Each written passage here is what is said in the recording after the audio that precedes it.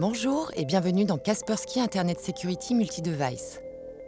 Nous allons découvrir ensemble les fonctionnalités du contrôle parental de Kaspersky Internet Security Multi-Device.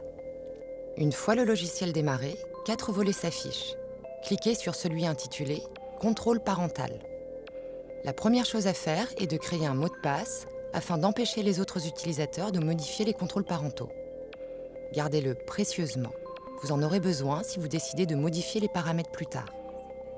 Une fois le mot de passe saisi, cliquez sur « Poursuivre ».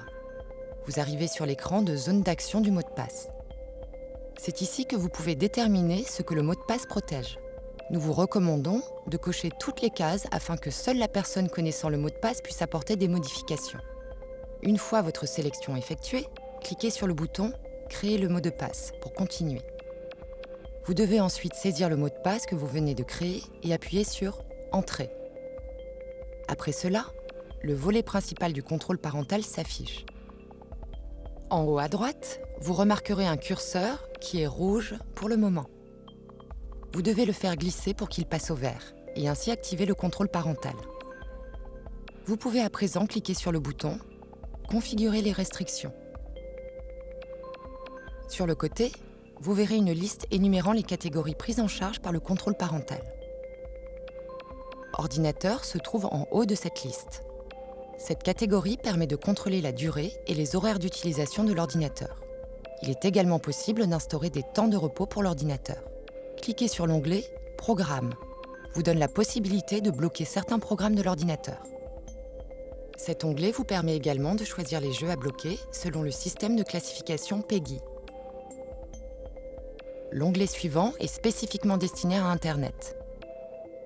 Vous y retrouvez la restriction d'horaire intégrée, mais pouvez en plus choisir d'activer la recherche sécurisée et de bloquer certains sites. Vous pouvez également bloquer l'accès à des sites spécifiques. L'onglet suivant concerne les communications. Il vous permet de déterminer à qui vos enfants peuvent parler en ligne. Vous pouvez les autoriser à parler avec tout le monde, hormis les personnes bloquées, ou autoriser les communications avec des personnes précises et bloquer toutes les autres. Le dernier onglet concerne le contrôle de contenu. Vous pouvez y contrôler l'envoi des données personnelles, comme les numéros de carte bancaire ou les adresses. Il est possible de bloquer les messages et les formulaires web contenant certains mots-clés. Maintenant que vous connaissez mieux cet écran, cliquez sur la flèche verte. Vous pouvez afficher un rapport de tout ce que nous venons de voir en cliquant sur le bouton « Consulter le rapport ».